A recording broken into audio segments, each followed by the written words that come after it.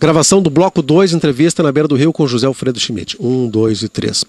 Esse é o bloco 2, segunda parte do Entrevista na beira do rio. Hoje estamos conversando com o vereador e radialista José Alfredo Schmidt. No primeiro bloco, ele já conversou com a gente sobre a sua história no mundo do rádio, né? Ele que vai fazer 31 anos de Montenegro, natural de Roca Salles, e começou na Rádio Encantado. Na verdade, o Schmidt só teve 2 empregos, né? Que foi na Rádio Encantado e na Rádio América de Montenegro. José Alfredo, vamos falar um pouquinho agora sobre política, né? O Schmidt, que ingressou nessa área política, já está na segunda legislatura, é isso, José Alfredo? Não, primeiro mandato eu concorri na primeira, fiquei suplente, cheguei a assumir por alguns dias, né? E agora então, primeiro mandato, né, como vereador aí. Certo. Como é que está sendo essa experiência, né? Um cara que trabalha diretamente com o povo, no rádio e agora na política também diretamente com o povo, José Alfredo. É verdade, Adriano. Justamente a política no rádio, no jornalismo, ela é muito próxima. Ela é muito próxima porque a função do radialista, eu também sou jornalista, então a gente tem esta missão de informar e atender. Então, muitas vezes, até hoje, as pessoas vêm reivindicar para o veículo de comunicação do que para os políticos, né? Então é importante tu ser esse elo de ligação, né? Então ela tem sido muito gratificante, a gente tem se esforçado bastante, né? E cada dia mais pode às vezes até não satisfazer a todas as pessoas, mas não falta empenho, não falta dedicação para que e muito sacrifício também, porque a gente tem que sacrificar muitas coisas para ser uma pessoa pública, né? A pessoa pública ela tem que rejeitar praticamente, deixar a família um pouquinho de lado, a família às vezes tem que ser compreensiva também, né? Graças a Deus a minha tem compreendido isso, né? Porque no feriado, no domingo, toca o telefone, é uma situação, tem que resolver, tem que dar atenção. Às vezes tem que sair, tá? Num encontro familiar, tem que deixar para ir atender uma situação ou fazer alguns contatos para tentar resolver situações, né? José Alfredo, um dos temas mais polêmicos que a Câmara vivenciou, talvez no ano de 2011, foi aquela questão do aumento do número de vereadores, né, daquela proposta, né? Como é que tu vê o posicionamento da Câmara, né? Muitas pessoas criticaram o posicionamento da Câmara, que tinha um posicionamento, depois acabou mudando completamente a ideia com relação ao número de vereadores, né? Como é que o vereador Schmidt se posicionou e como é que viu toda essa questão? Eu segui uma orientação do meu partido, né? Na época, até foi um dos motivos, né, que me fizeram a deixar o partido, né? Porque o partido nos deu uma indicação de defender uma ideia de número de vereadores, né? E a partir desse comunicado, inclusive oficial para a Câmara, a gente assumiu uma postura, discutimos com os vereadores e a maioria dos vereadores entendeu, num primeiro momento, que seria o número... Até o grande problema do número de vereadores, eu não vejo ele conflitante com a comunidade, não vejo ele problemático. O que a gente sempre defendeu é aumentar a possibilidade de participação de pessoas e ter oportunidade de eleição, né? Então hoje, da forma que ficou, nem isso, 4 partidos vão ter assento na Câmara de Vereadores no próximo mandato, né? Os partidos nanico, se não tiver uma coligação, inclusive se acenava na época da possibilidade de já nesta eleição não termos coligações proporcionais, né? Então viabilizaria totalmente os partidos, porque o que a gente sempre defendeu no momento, o número de vereadores seguiria em segundo plano, mas é alterar a legislação para que o seguinte, existe uma lei federal, Montenegro pode ter até 15 vereadores, né? Pode ter. Então é o seguinte, utiliza o coeficiente de 15 vereadores, então mantenha 11, 10 vereadores, mas o coeficiente dos 15 vereadores, porque dá o que? O coeficiente. Ele dá um número menor de um partido poder eleger um vereador. Assim, do jeito que está, com 10 vereadores, é utilizado também para formar o coeficiente. Então nós deveremos ter aí, na próxima eleição, esse ano, em torno de 41 mil votos válidos, né? 41 mil dividido por 10 são 4.100 votos. Então, para um partido eleger um vereador, dá na faixa de 4 mil votos, né? Eu pergunto para ti, quais os partidos que poderão fazer 4 mil votos em Montenegro?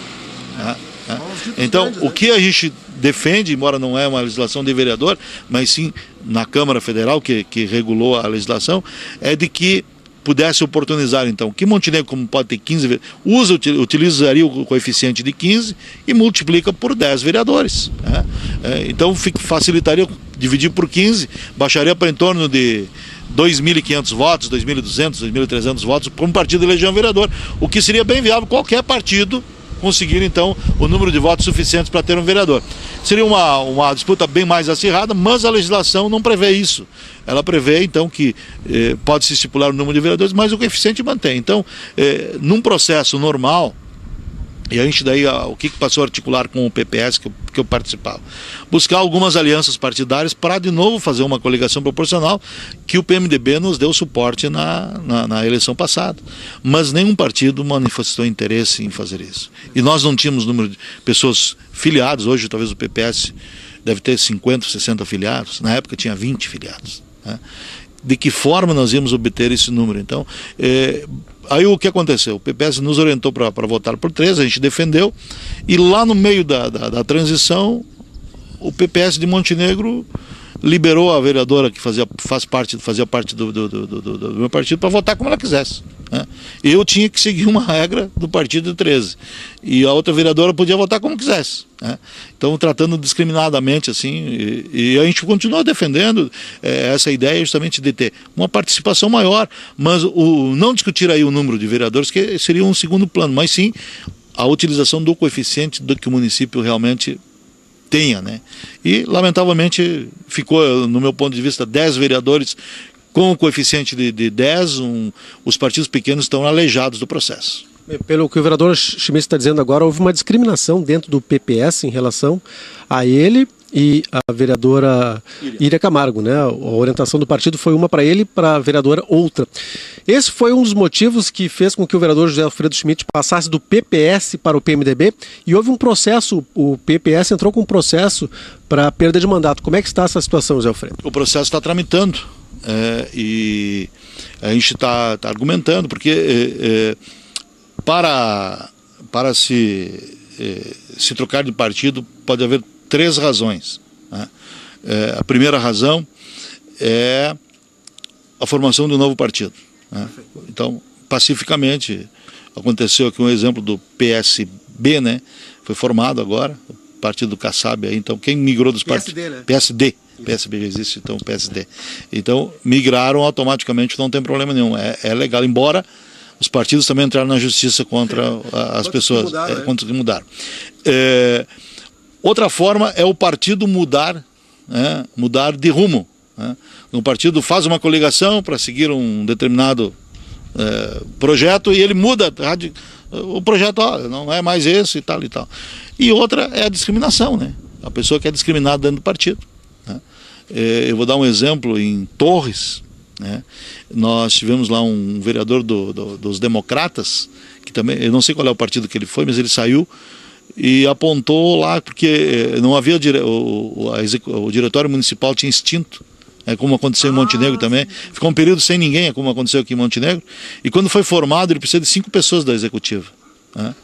E lá o vereador ficou de vice-presidente da executiva, e ele se sentiu ofendido, discriminado, e trocou de partido e alegou isso, e ganhou. Né? Nós aqui, nós nem fomos convidados para formar a executiva, e o vereador mais votado do partido. Né?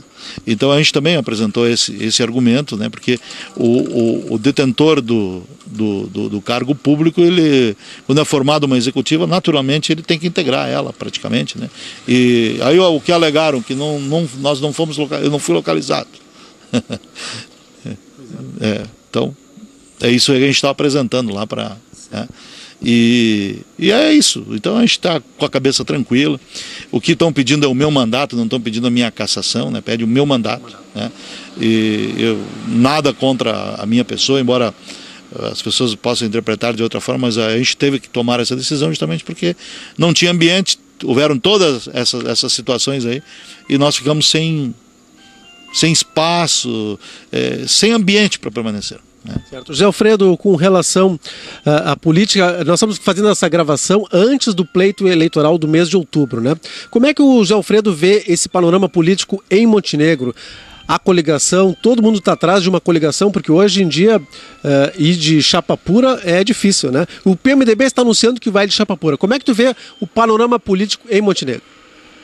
Olha, nós estamos hoje, é dia 24 de fevereiro, isso, né? Gravação então, 24 de fevereiro. 24 de fevereiro, a gente está gravando isso. Então, todos os anos é assim. Né? Lá por junho que vai se definir as coligações. Eu lembro ano passado que a gente entrou no processo, com a eleição passada, PPS, ajudamos a construir junto com a coligação, buscamos o PP, fizemos todo um trabalho junto ao PMDB, fizemos toda uma costura aí junto, ajudamos a construir uma coligação. E esse ano não vai ser diferente, todos os anos são assim. E eu vi hoje no Jornal do Comércio, hoje 24 de fevereiro, o pessoal que pode acompanhar lá, está o prefeito de Cachoeirinha comemorando a integração também no atual governo do PV, Partido Verde. Então é o 15º partido que está se aliando lá com o prefeito de Cachoeirinha para a reeleição, né? Super aliança, né? Então uma super aliança. Então aqui não vai ser diferente, né? Embora as pessoas possam falar mal, não quero aquilo, não quero, mas no final, na hora da eleição, todos somam e são importantes, porque deu para ver na eleição passada que a diferença de votos de prefeito foram mínimas, né? Talvez 250, 280 pessoas mudaram a história, porque foram 538 votos de diferença, né? Mas 250 não votando, mudando de posição, praticamente deu a diferença da eleição. Então, para um montante, um universo de mais de 40 mil votos, né? Então, todos têm o seu significado, todos têm a sua participação decisiva e têm que ser respeitados, né? Agora, as coligações, eu acredito que nós vamos ter coligações, bastante coligações, né? Ou talvez uma coligação também de vulto grande, para que possa se buscar um pleito, uma composição. Hoje o PMDB, do qual eu faço parte, tem um governo, talvez não tenha preparado nesse tempo um candidato, ou preparou o candidato e ele não quer concorrer. Eu até defendi que o Dr. Polé fosse o nosso candidato, né? Mas o Dr. Polé, por questões pessoais, né, entende que não pode concorrer, a gente tem que respeitar também, né? Mas o Dr. Polé seria um grande candidato a prefeito, uma pessoa que demonstrou já no período de vice-prefeito, também na sua vida privada, né, a seriedade, a forma que conduziu, né? Pouco sabe, né? Foi um vice-prefeito que trabalhou 4 anos na prefeitura de Montenegro e não recebeu nenhum centavo do município, né? Até porque ele tem rendas públicas federal, teve que optar, né? Então ele é funcionário concursado, né? Federal, e então optou por permanecer recebendo o salário, né? Do seu trabalho, mas continuou também trabalhando e se dedicava então para o município, mas sem ganhar nenhuma remuneração. Então, dedicação, realmente uma pessoa que se dedicou para o município, e eu acho que é dessas pessoas que nós precisamos, que façam as coisas também com o coração, com garra, claro, dentro da seriedade, mas que tenha sempre algo mais a oferecer para a comunidade, né? Maravilha. José Alfredo, foi um grande prazer conversar contigo, conhecer um pouquinho da história do José Alfredo, radialista. Está completando, que dia tu completa 31 anos? Dia 1º de junho. Dia 1º de junho, 31 anos de Montenegro, né? De rádio. Né? De rádio, perfeito, de rádio. Inclusive, eu vim antes, eu vim para Montenegro metade de 25 de maio, 20 de maio, por aí. E em 1º de junho, então, eu comecei minhas atividades profissionais na Rádio América, onde estou até hoje, né? E é uma alegria muito grande ter tido essa oportunidade. Agradeço sempre ao seu Joaquim, na época o gerente era o Diniz, né? O engenheiro Diniz. Então, então me oportunizaram essa oportunidade. Então eu comecei aqui também como locutor, narrador esportivo. Depois, em 82, 83, então a gente assumiu a gerência. Hoje a gente coordena algumas partes, não tem como conciliar mais todas as coisas, mas está aí sempre. Porque o rádio como o pessoal diz que é uma cachaça, né? Vicia, né? E eu acredito sim, porque eu tenho hábitos assim de ouvir rádio. Eu 3 da manhã estou ouvindo rádio. Eu acordo, tenho meu radinho de ouvidinho aqui, estou numa rádio, estou ouvindo outra, estou observando, estou me informando, vou para a internet. Então, a minha esposa, a minha filha, às vezes, o pai, eu fico um domingo em casa, eu estou caminhando para um lado, caminhando para o outro, você senta, não, e aí atende o telefone, já volta. Então eu fiquei irrequieto porque o ritmo da vida nos fez isso, né? E se parar também, né? Não tem porquê isso, né? Muito obrigado e tenham todos uma ótima tarde, uma ótima manhã, uma ótima noite, já que a nossa matéria é mostrada no JP News e na JP TV a qualquer hora do dia. Até mais.